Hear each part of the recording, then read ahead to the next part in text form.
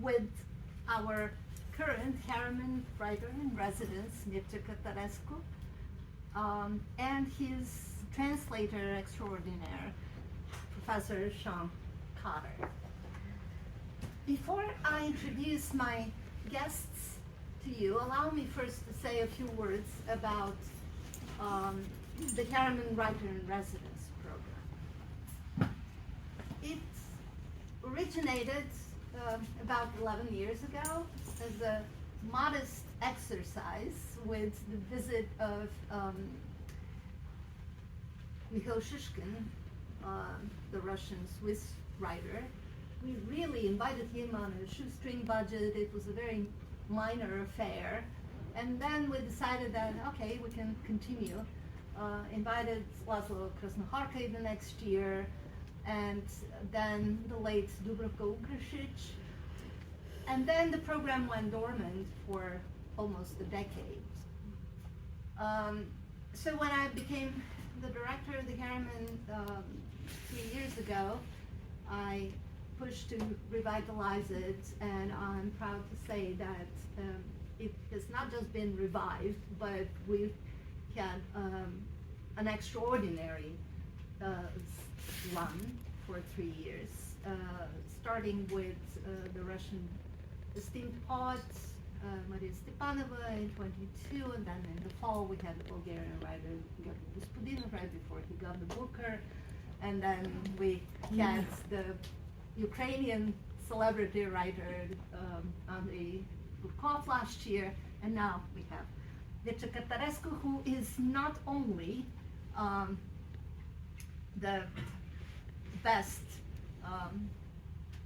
living Romanian writer, but arguably one of the most talented writers of his generation worldwide. Born in Bucharest in 1956, he debuted with poetry in the late 70s and became one of the main members of the 80s generation of dissident poets. In the 90s, he turned to prose, and since then he has written primarily long fiction, which has received from the very beginning the admiration of the literary audiences, not just at home, but abroad, where he has become known through translations into more than 20 languages. Cărtărescu himself considers as his most important book the trilogy Orbitor, published between 1996 carrier of his modest fleet.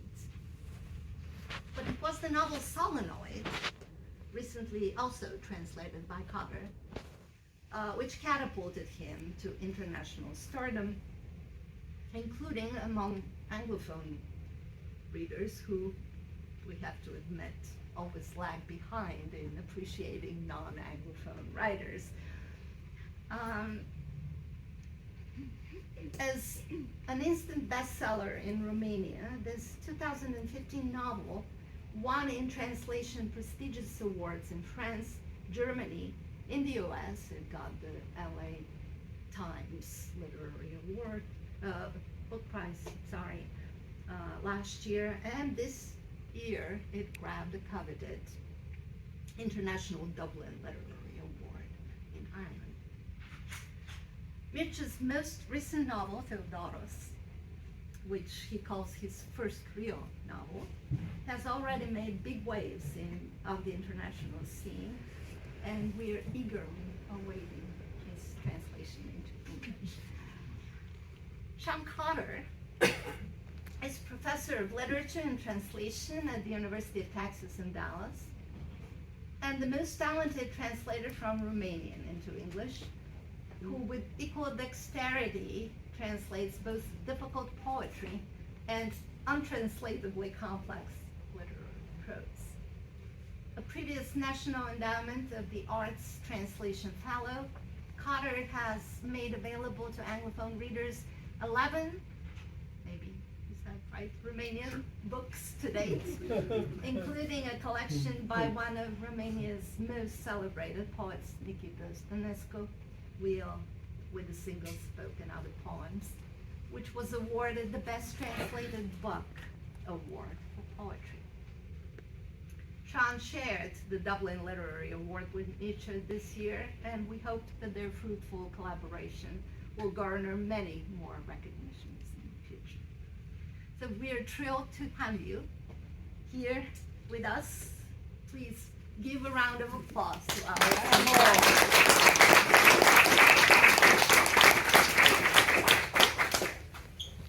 And we have been talking for about an hour, and I feel like we already have half of the conversation done, but let's start with a question to Mircea. You have stated on many occasions that you are first and foremost a poet, and you even said that no matter what you write, whether it's prose or verse, or whether you even not write at all, you are a poet and you always be a poet. So can you tell us what poetry means to you? It's obviously not just a literary form. Thank you so much, Valentina, for your wonderful presentation first. And I want to say hello to everyone. I'm very much happy and flattered for so big audience. I didn't expect it. I didn't expect that you come in such a large number tonight to meet with my very good friend Sean and with myself. About Sean, I have to confess that I envy him a lot, because each time we are on a stage, and we are quite frequently on a stage, because we are a team. We are not for the first time here. Well, each time we are on the same stage, I think the people consider that he's the writer and not me, because he's very imposing and very, well, he looks like a writer. He's like Jon Fosse, for example, very similar to him in his appearance. And maybe you think I'm the translator. Well, you wouldn't be wrong, because I'm also a translator.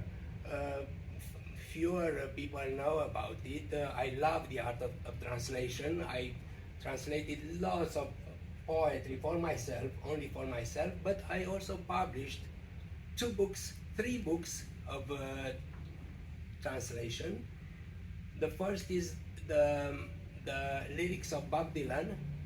I translated the lyrics of Bob Dylan in Romanian, and in my preface I said that Bob Dylan surely will get the Nobel Prize sometime, and in 2 years he got the Nobel Prize. And I also translated Leonard Cohen's poems. As compared with Bob Dylan, Leonard Cohen was a real writer. He published novels, he published collections of poetry and so on. And I also translated, this time, a great American poet, Charles Simic, with one of his most important volumes of verses. So about poetry, talking about poetry, I have to thank the Harriman Institute that it gave me the opportunity to talk about what I love most in this world, to talk about poetry, and they also pay me for it. If they didn't pay me for it, I was ready to pay them for this pleasure of talking about poetry. And even today I had a full day of talking about what poetry is, what poetry means, and about what a poet means, because I had a course with the students this morning exactly on this topic. Yes, I have always been a poet. I think I was born a poet, because otherwise you cannot be a poet, you cannot become a poet. All those courses of creative writing produce exactly the same number of poets who enrolled in the courses.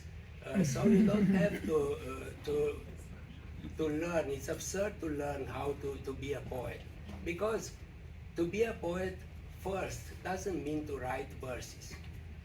To be a poem poetry is a state of mind. Poetry is first a state of mind, is an oblique way to look at things.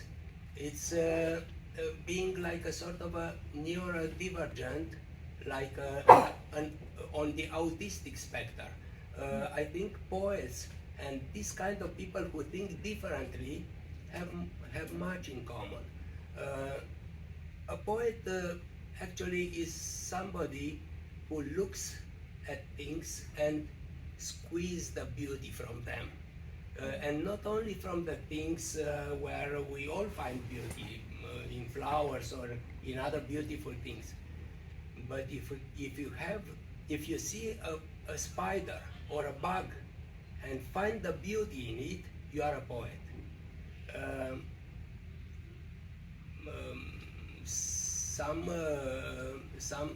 Somebody was at a certain moment asked, what is a poet?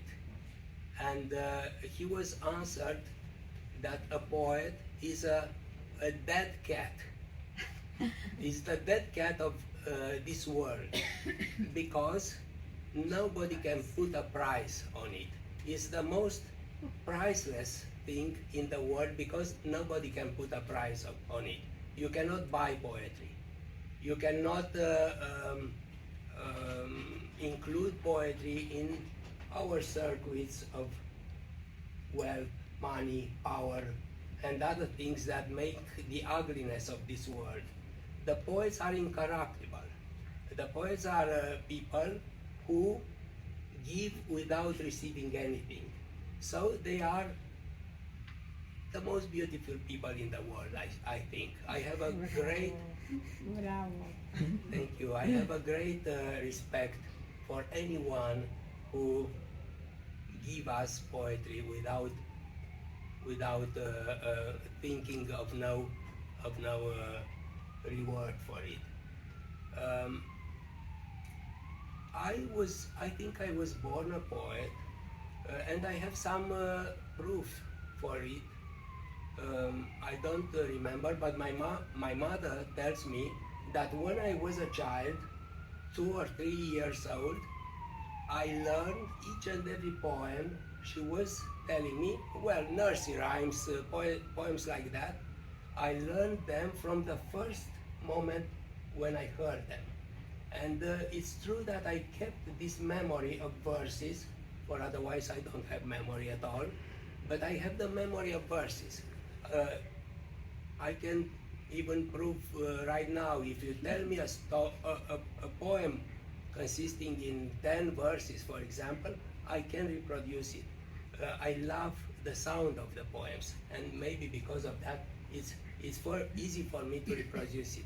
And when I was 3 years old, I gathered the other children around me at the back of the block of apartments where I lived, and told them poems for hours. My mother says if she's wrong, I'm wrong.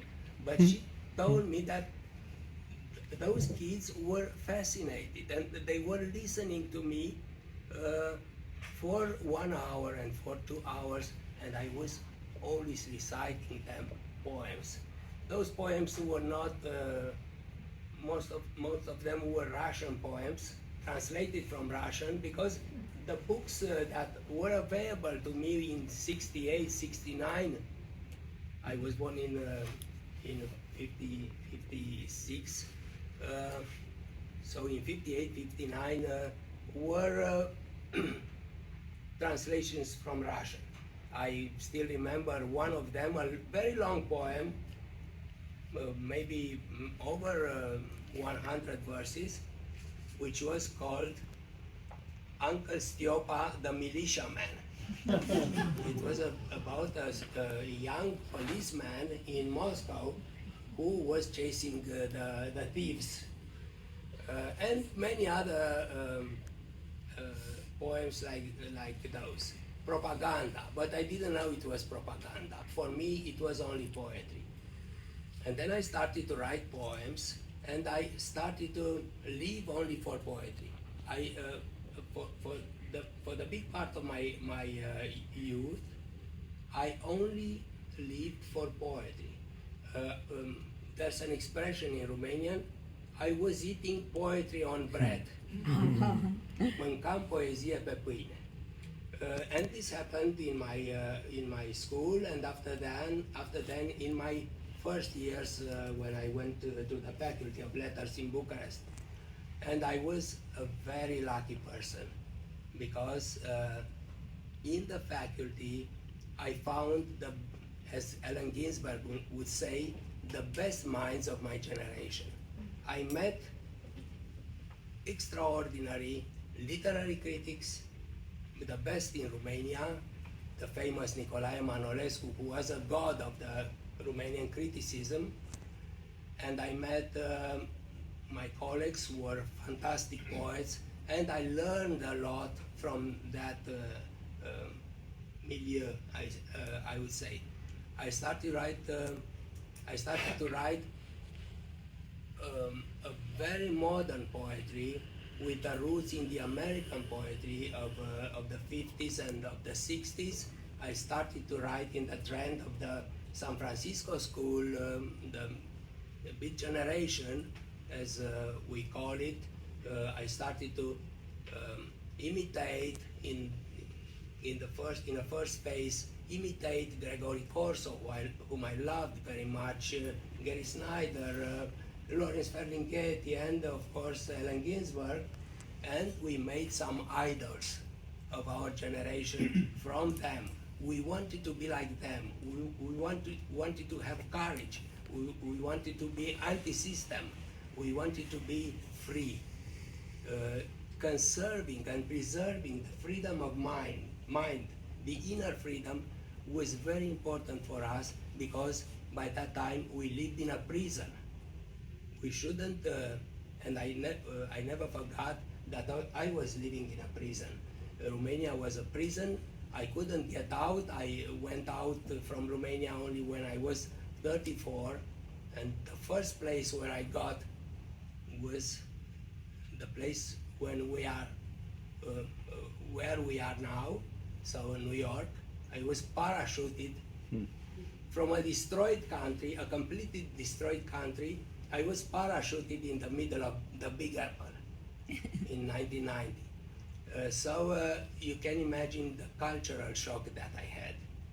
I was almost destroyed by this cultural shock, because I became conscious that my whole life before vanished away. It didn't matter anymore, but at the same time I could not adapt to a new world. I was in between somewhere, like in the Journey of the Magi by T.S. Eliot, where he says that the Magi cannot become Christians but cannot stay pagans as they used to be. They were in between, the most tragic of the situations, culturally speaking. So my first books were books of poetry. I wrote a lot of poetry, too much poetry actually. I wrote 8 volumes of poems, thick volumes, not short collections. And at a certain moment, I felt that enough was enough. So I asked myself, what am I going to do? Write other books of poetry till I die?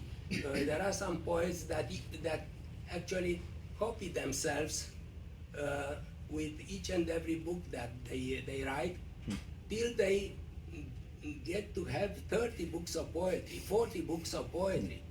What's the meaning of it? So I felt that I had to stop and continue to write poetry in another form. And I was happy to find very soon this extraordinary form of prose. In a certain day and at a certain hour, I said I will never write any poem in my whole life. And for 30 years, I kept my idea. But unfortunately, 4 years ago, I published another volume. I couldn't resist. So for 30 years, I only wrote prose. And I fell in love with prose.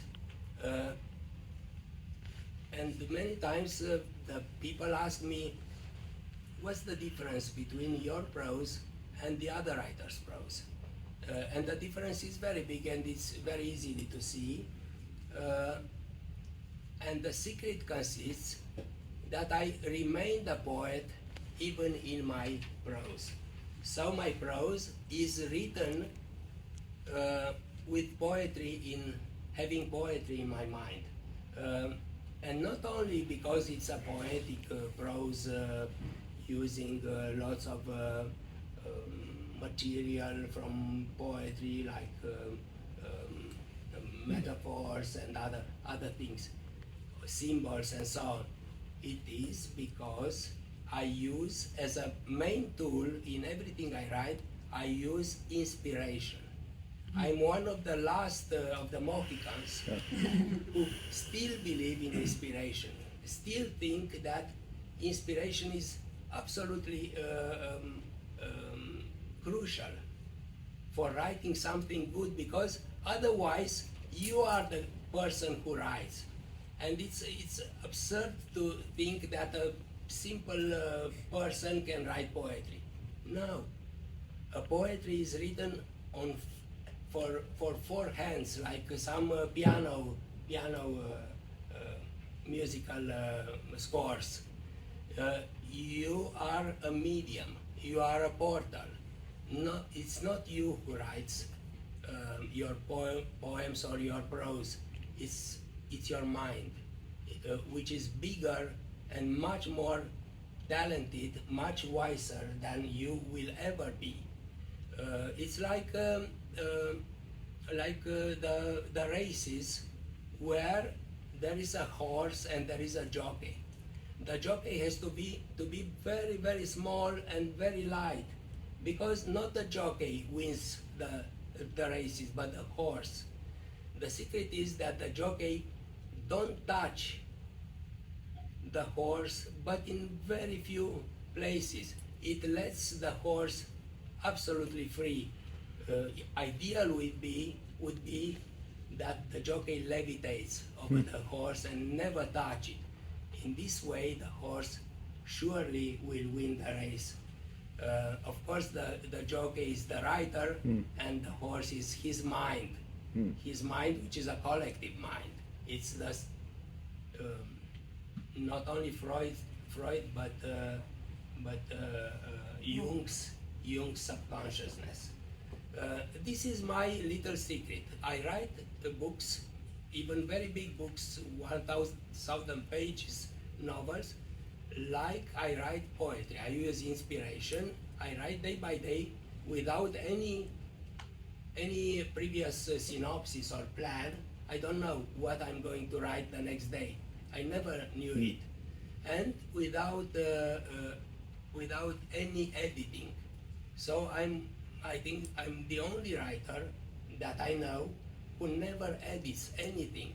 Even big books that I wrote, like Solenoid, it's a big book, it's 900 pages. It's written from the first word to the last word without erasing anything, without tearing pages, without doing anything that looks like editing.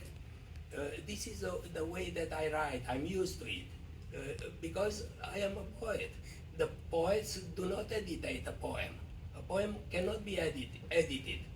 A poem flows from the first verse to the last verse, because it's not you who do the work, but your mind.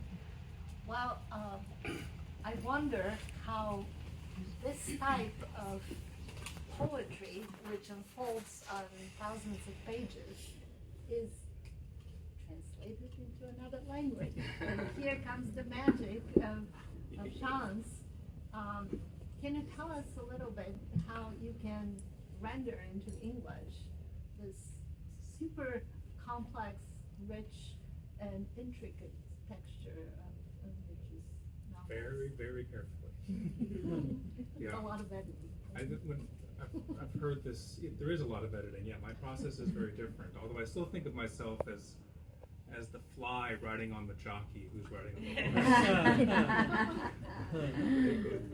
So yeah, the process of translating is the process of seeing 10,000 things that the original is doing and getting to do 10 of them yourself. It's a process of seeing, of in a certain sense, passively understanding, of interpreting and reading and hearing the original, and then actively trying to do a little bit of it. It's like going to hear a symphony and then coming home and trying to play the thing again on a piano. So you can't do everything, but you have to, on the strength of your interpretation, go in and pull out the things that you can do, the things you can do with your hands, or as you're on your typing, or as you're writing it by hand, however you work. So the two of you are a team, you said. Mm-hmm. How do you work when you translate? Do you consult? Do you, I mean, Mircea's English is very good, Mm-hmm. so is that a plus or a minus? Well, what's the important part is his generosity, and we have a great mutual respect for the work that we do, and so I don't have to worry really that Mircea's going to come in behind me and say, Sean, you got this wrong. He's also very generous with his time, so usually I translate, let's say roughly 300 pages or so, and I keep a list of my questions, and then send them off to Mircea. Mircea responds within a day, 2 days. And the great thing is that with email, you don't have to just send words back and forth or passages. So there's this, we can send pictures as well.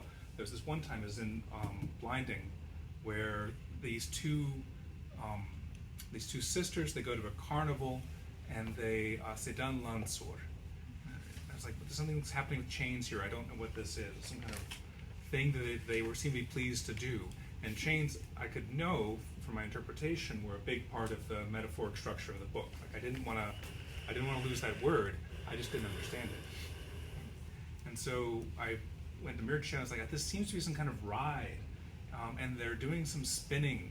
Is it like this? And I showed a picture of the teacup rides, And Mircea responded, no, it's not that. It's something much more dangerous. And I was like, okay, all right. So in a fair, and eventually, working back and forth, we ended up with this thing. I don't know if you've seen this, but it's kind of shaped like a mushroom, right? So you got a cap at the top, and then the chairs hang down, and it spins around, right? It's actually, I found out later, on the cover of a Dave Matthews album, of all things. It's also in a Romanian movie, the Golden Generation. I can't remember the name of the movie. Anyway, there's a sequence where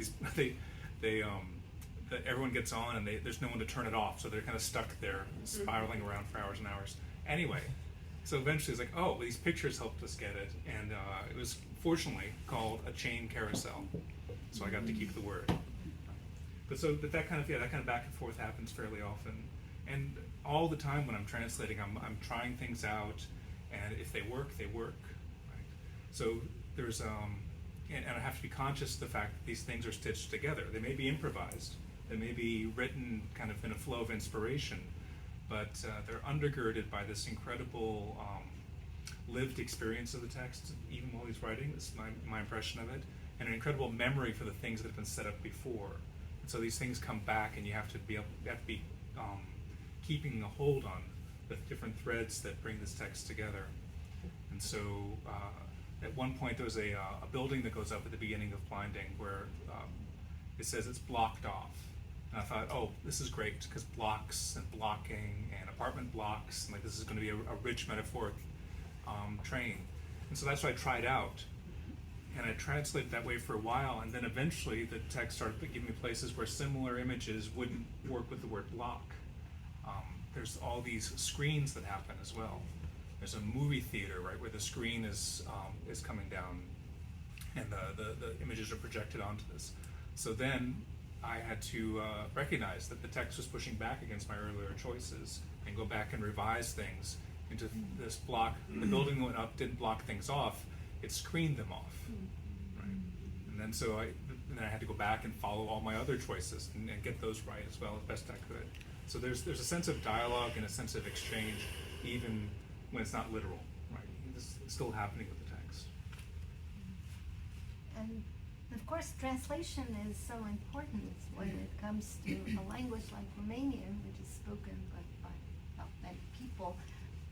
I want to go back to Mircea, and you have said in interviews that it is difficult to be a Romanian writer, and I want to unpack this. Is the difficulty because of the past, the political experience, or is it because of the language itself, the obscurity of the country and the imagination of the world, or one compounds the other? Do you still think that it is difficult to be a Romanian writer? Yes, it's really very difficult. You have to be one to understand, which I don't wish for you. It's a destiny to not only to be a representative of a small culture and a small language, a small country, and so on, but there is other thing. There is something that Ludwig Wittgenstein expressed in a perfect form. He said, you cannot love a poet if you don't love the culture from which he comes. If you don't know anything about that culture, or if you know only bad things, which happens with the Romanian image in the world, it's very difficult for you to like, to love, to understand a writer. You have to have a larger image. You have to have the background. If you don't have the background, why would you buy and read somebody from the middle of nowhere, who maybe writes about his local problems, his local history, about a very, very narrow topic? The first thing that you have to do is make the foreign public, and now I mean the Western public, because the evaluation comes from the West, to make them read your books. It's the most difficult thing, to make the public read your books, to make them pay $30 to buy a book from a certain Cărtărescu. Who the hell is Cărtărescu? Why I pay $30 for his book when I can pay the same amount for Stephen King, and I'm thrilled with his world, which is easily to understand because it's the world from here, from the States. You have the same mannerisms, you have the same mentality. You grew up with the same pulp stories about heroes with big powers like Superman and so on. You grew up by watching the same movies. You are part of the popular culture here in the States. But what has Cărtărescu or Crasnahorkai or Ulitskaya have to offer? You have to, many people say this, you have to be better than the local writers, the writers from the States or from Spain or from Italy or from France. You have to be obviously better and to come with some other way of seeing things to be very slowly recognized. I published my first translation in in France 30 years ago. And after that translation, which was a terrible translation, the worst I ever had, that translator, a woman translator, was a bit crazy. Properly Crazy. speaking. I will give you some examples. After that, my evolution abroad was a snail's walk. Everything happened extremely slowly. If I was, I imagine, if I was a French writer or an Italian writer, I would have been much farther than I am now. I would have been much more well known, which is not my ideal actually. About that translation, the book was published in France with much success. I had reviews in La Quinzaine Littéraire, in Magazine Littéraire. I was on the cover on La Quinzaine Littéraire. And after 6 or 7 extraordinary reviews, everything fell down. And after that, I published the other 6 or 7 books in France without any success. It was as if that first book never happened. And they behaved as if they were one of those people who doesn't have a short-term memory, so long-term memory. So they say hello each time you are presented to them. This happened with all my books in France. And about the first one, there were misunderstandings on each page. For example, it's a parenthesis now. I wrote that a pupil, a student, a small student, was eating a roll, a bread roll, during the mathematics hour. And she translated the pupil ate communist Japanese during the mathematical courses. How come a bread roll became a communist Japanese? Because we call a bread roll a Japanese. And she went to the dictionary and saw that that Japanese, which she interpreted like being a human being from Japan, she was red because it was too much burnt when they made this Japanese.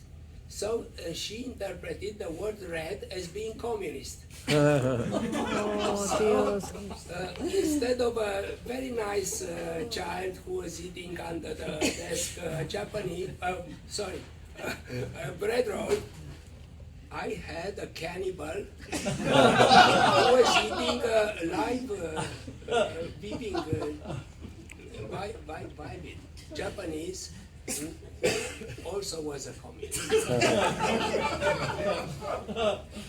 On the roofs of a kind of small skyscraper, the only one we have in Bucharest, which is the Palace of the Telephony in Bucharest, I said there were some fiare.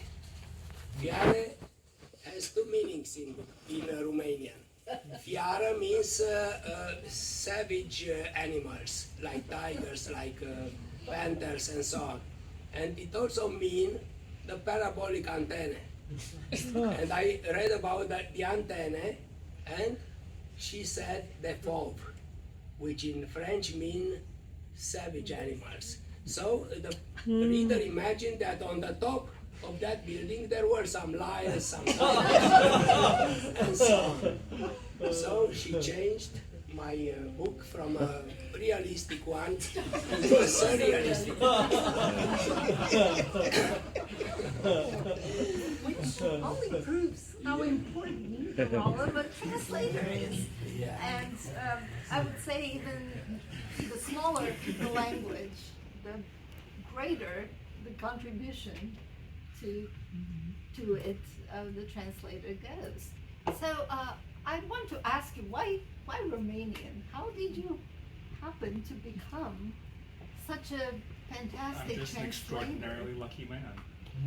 I got to go to Romania when I was very young. I was supposed to be, I volunteered for Peace Corps, and I was a Spanish teacher, and I said, I speak Spanish, you should send me to some place that speaks Spanish. And they said, well, being a governmental organization, they work by a different logic. And so first they said, you're going to Kazakhstan. And then I said, well, great, okay, let's go. And then they said, no, there's a problem with the paperwork, you're going to Romania. And that was that. And I just liked it. Yeah. From the moment I got there, not from the moment I got there, but the airport, Otopen in those days was a little rough. But I was welcomed in. I just kind of felt at home, and so I stayed. Basically, one way or another, I've stayed in Romania. So, can you tell us a little bit about the experience of being a translator from Romanian? Is that also a difficult fate? It's so I frame Romania and Romanian literature a little bit differently. There was a political isolation, there was a prison, and all those things are true. But there was also already a great culture of interactions with other cultures. Right?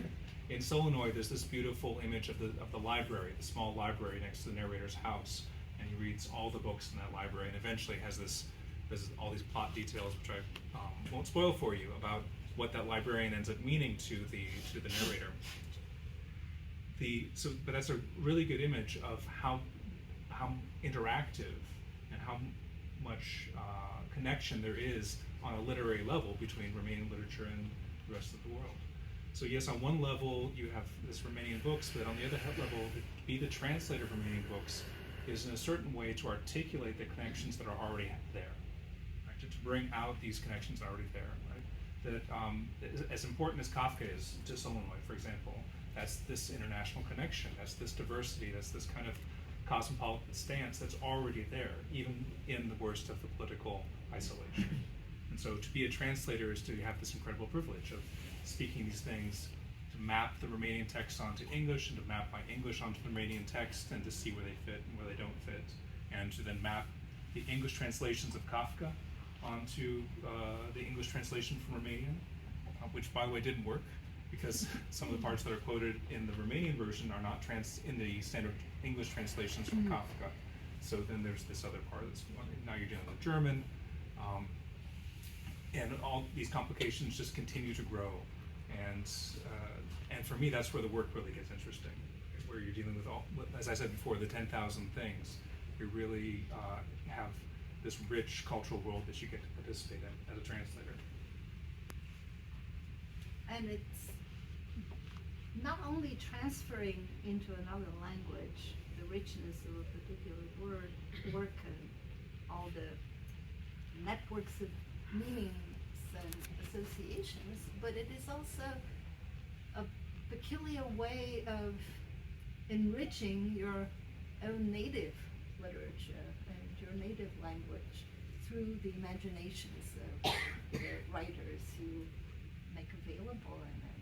So I think that it is, what you are doing is not only a gift to Nietzsche and to Romanian literature, but it is also a gift to us and to the English language, which becomes much richer for it. So I would like, perhaps it is time to hear a little bit of the text and the texture. Yeah. Well, I will be only reading a short fragment in Romanian, just for the sound of the language. And then my friend Sean will read the real thing. That's the most generous thing I've ever heard.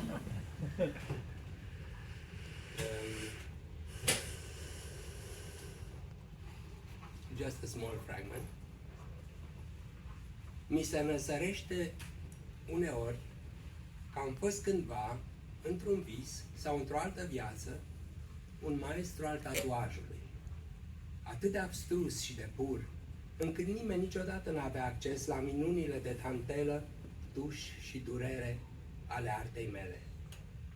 Încuiat în camera mea, singur în fața oglinzii, îmi acopeream pielea cu mărunte, strâmbe, încălcite, fantastice, arabescuri, asemenea liniilor de la Nazca și rețelelor supurânde produse de râie.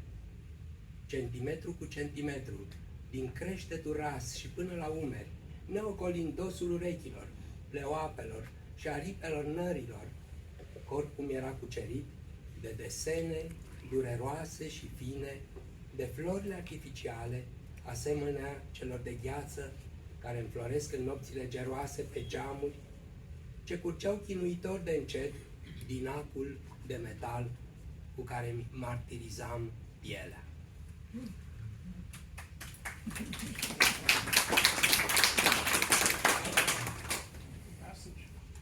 No. You read what we chose. Oh, okay, all right. This is going to be an even bigger exercise in translation, because I'm going to read a slightly different passage. I've, of course, already moved my text, so if you give me 1 second.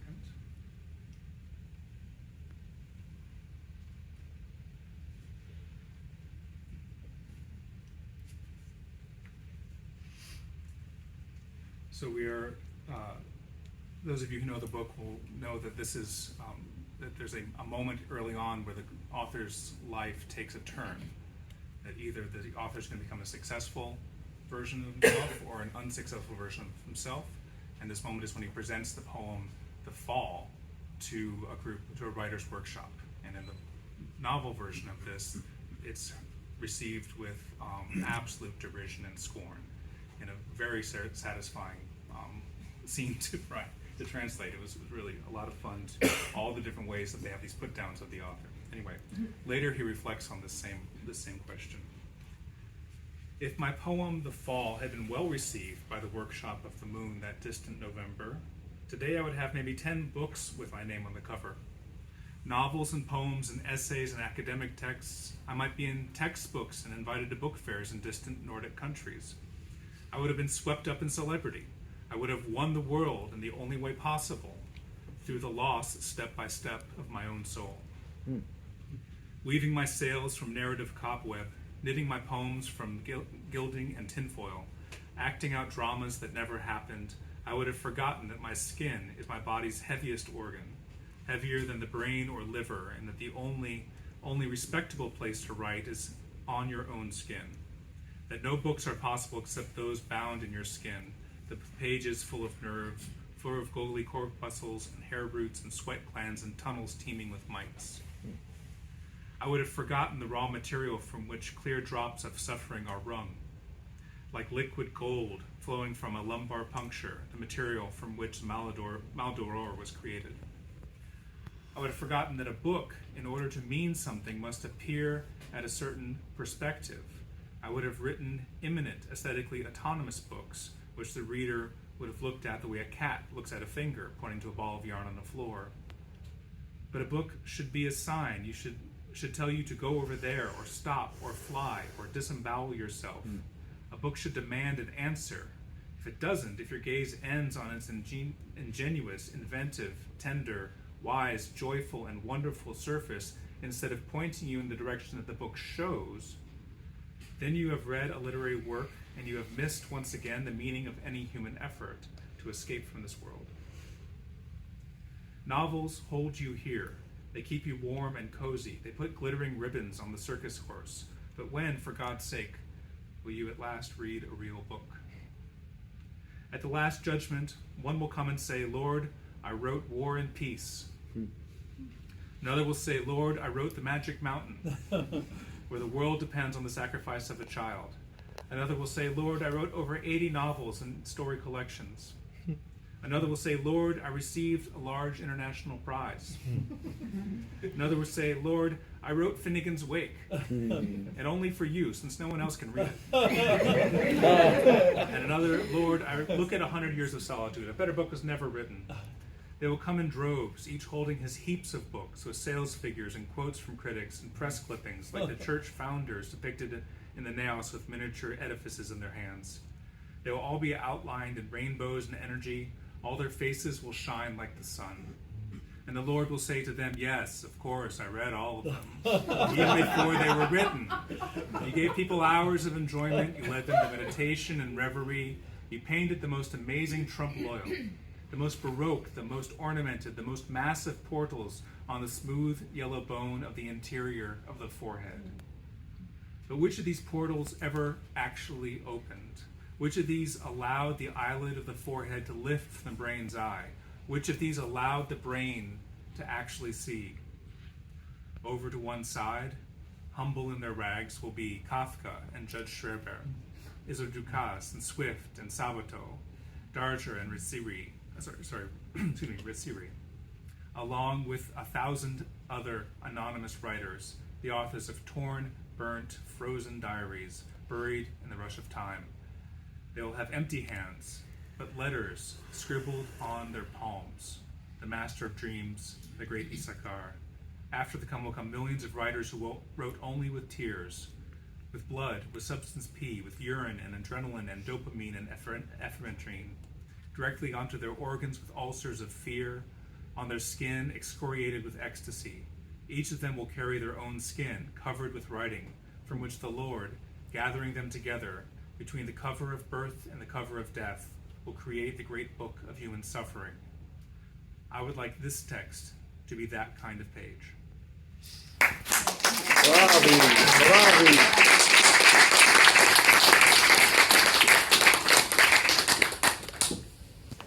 Begin to understand what Mircea thinks about when he says, I am a writer.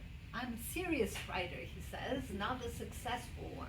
And even though it is counterfactual, I think that it captures very well the thrust of his effort. Grow the edifice of literature. They keep literature on their shoulders. Not all of them are great writers like Tolstoy or Balzac. There are very many realistic writers who did a good job.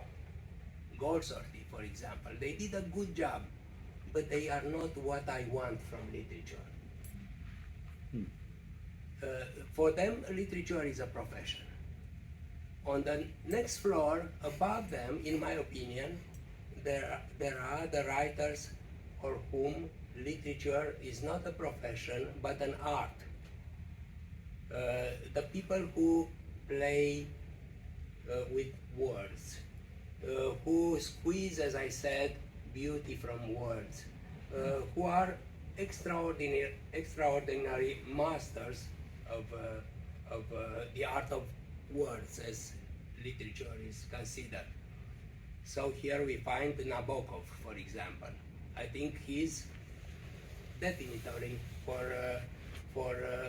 the very skilled and very artist writers.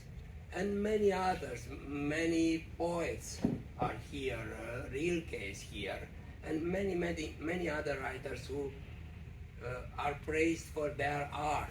The art, they must not be professionals. They must not make money from what they do. They raise the art of literature on another level. But there's also a third level of literature. There are some writers that are not professionals and not artists, but something more, something higher up. I would say the prophets and the saints of literature. The people who are the serious one, as you said, and who raise above the art of literature because they also express the human condition. Expressing the human condition is the highest level of the art, in my opinion. This is why Dostoevsky is much better than Nabokov. Only one page from Dostoevsky worth Nabokov's whole work. Despite what Nabokov always said, he despises Dostoevsky as a bad writer because he wasn't so formal and so full of beauty like Nabokov was. I love Nabokov very well, but don't compare him with Dostoevsky. So on the third level, there are the martyrs of literature, the greatest writers that we can imagine, starting from Homer to Shakespeare, to Dante, to Dostoevsky, and to all of the huge writers that we all know. They are superior to the professionals of literature and to the artists, in my opinion. Maybe it's not like that, but I assume this thing. And there's the last floor, which is the ethic of literature, or the rooftop. And there you will excuse me, but I will place only one writer, who is more than a professional, more than an artist, more than a saint. He's himself the culmination of the art, and the writer who touched the sky with his fingers and brought the blue color on his fingers among us. Franz Kafka. This is the edifice of literature in my mind. Each of you might have another pantheon, but this is my pantheon. And these are the guidelines for my own writing. I never dared to compare myself with them, but I want to say that I love them more and more from floor to floor, and I consider Kafka was my brother. We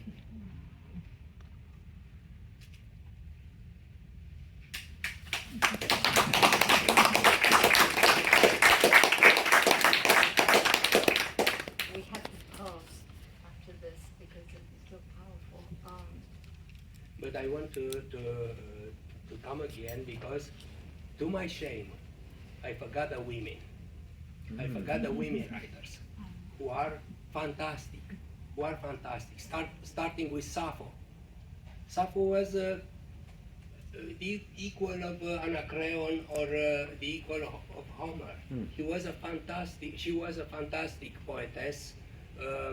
There are about 100 fragments that remained from her work, and only one entire poem.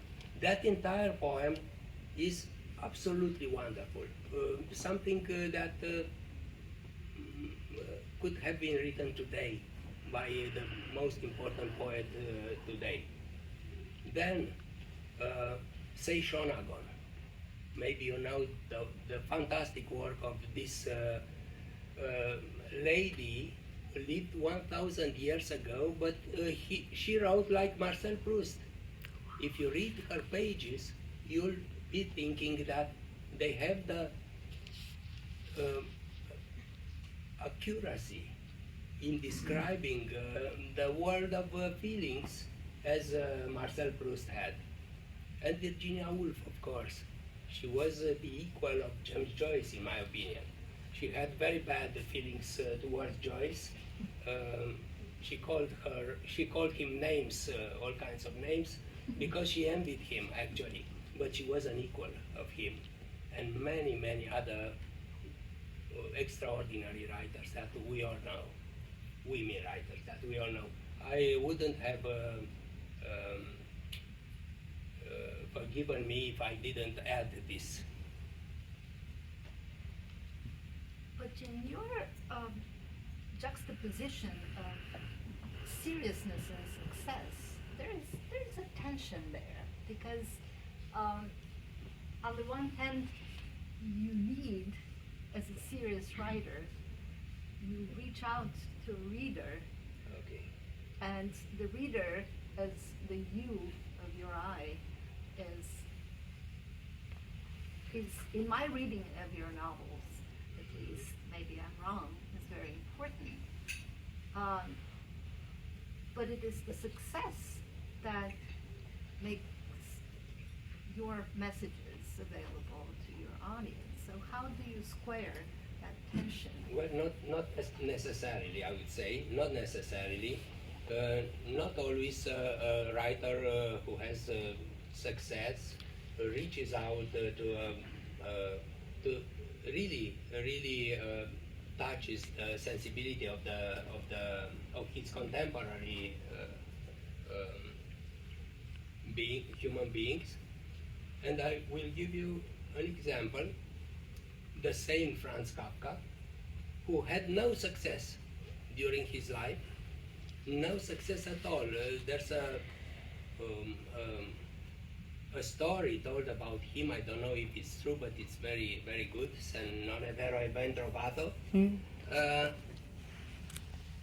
One day, Kafka went into a bookstore. He just had published his first collection of short stories, Contemplation. And he asked, very timidly, he asked the bookseller if he could sell some books from his booklet. And the bookseller said, yes, we sold till now, in 10 days, we sold 20 copies. And Kafka was extremely happy and told him, well, I bought 19 of them. One day before, a colleague of yours sold me these books. And I'm extremely happy. I have a reader. I have a reader. He was very happy because of this. But now, there is a common word, Kafka-like. You say about the situation, it's a Kafka-like situation. And not only the scholars and intellectuals know this word, but the people in the street. So Kafka, who had no success during his life, influences the world much more than, I don't know, Paul de Kock, whom nobody knows who he was, but he was tremendously successful, like Paulo Coelho today, in the at the end of the 19th century. So you cannot struggle for being successful, but still have influence on the people. Of course, you can do much for the people from each and every position and from each and every job you have in the social life. Being a good person, you are a model for the people. The simple fact of being good, of being a good person, of having positive thoughts and so on, you can influence the people around you. And if you are an artist or a poet or, I don't know, a football player, anyone successful, you can have even more influence on the people around you. This makes the idea of becoming successful worthy of your mission in this world. And besides, if you are successful, of course, you are not influential only through your books, your writings, but you can write articles about your opinions. You can influence a lot of people. Imagine if, I don't know whom, Jon Fosse, we just mentioned him. He had an opinion on the war in Orient, in Lebanon, for example, and Palestine and so on, if he had an opinion on it, he would influence a lot of people because he's a Nobel Prize winner and his words matter. If he had an opinion on the Ukraine war, it was the same. So sometimes it's a good idea to be successful, but not all the time. There are exceptions. Talking about reader, you've said that your ideal reader is a woman. Can you Yeah, definitely. tell us more about that? Yes, the women read most of the literature, and it always happened like that. It's statistics. It's not. I'm not biased. It's statistic from the antiquity till now.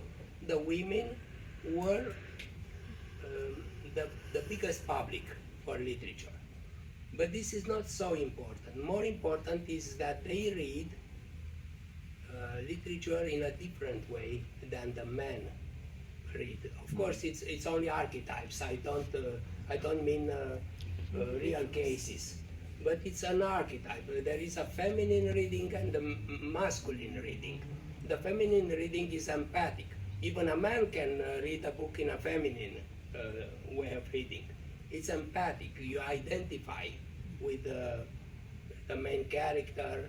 You want to be happy with the book. You want to have a positive impression about it. A masculine reading is confrontational. You want to catch the writer with some faults. You want to prove the writer not so good as the people say. You want to prove yourself better than the writer. And to criticize everything. So this is there are many women that judge a book from a masculine point. So it has nothing to do with the gender. There are two types of reading. And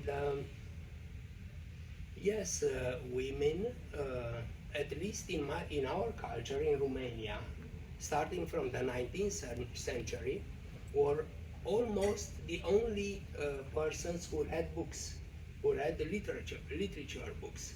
We have our great playwrights who wrote about it in a satirical way, saying that, for example, one character, a woman from the outskirts of Bucharest, read The Mysteries of Paris, a famous feuilleton of the time, read it 10 times. So she was used to read popular, trivial literature. But still she read literature, while her husband, who was a merchant, never did that. So women, no matter that they read popular literature written by Dumas, Zevacot, I don't know, Engency, other great important popular writers by that time, they kept the use of reading books going on and on, even till now. You can notice in the metro, for example, here in New York, how many women and how many men are reading books. And you'll notice that there are many more women than men who do that. I wonder, Sean, do you have any take on what is Nietzsche's audience in the United States or in the Anglophone world? If his ideal reader indeed is a woman, is the audience primarily female? I can't say that I've done a scientific survey. I can tell you the impression that I get from echoes, basically, and from talking to people. And I completely follow Mircea's train of thought. The people that I hear reading the book are generally dudes. right? And I'm not really just men, but dudes. And I pondered on this, why this should be, and at first, Big Lebowski. exactly. Yeah, they're drinking White Russians. He would read my book. Yeah, exactly. Yeah, he would definitely. At least he would start it. I don't know if he would finish it. But there are books that really bring the room together. I'm just going to ride this Big Lebowski thing forever. So my first impression was that this was the kind of book, this really ambitious maximalist fiction that is the same reader that for Bolaño or for David Foster Wallace or for Peter Nadash, maybe, right? Like folks that are attracted by who like big books and they cannot lie, right? And they want us to have like this kind of experience of really, really loud transcendence. And it may be just these readers, the loud ones, and they're getting to me. So that they're getting to me. They're getting back to me. Their readings reach me again. But then the more I thought about it, I also pondered upon this strong sense of vulnerability that is at the core of Mircea's books. So there's so many scenes of childhood, right? Scenes of children who are undergoing medical treatments that they don't understand, right? Scenes of children who have lost a twin. All these kind of this vulnerability, this helplessness, and I think the books do a lot to give a space for that and kind of protect that experience. I think that these dudes are also having that experience. I think that maybe in the same sense that there's these two readings, there's that big scale reading, but there's also this more empathic reading where they want recognition of the fact that they feel vulnerable and lost, the way a child does. Ferrari.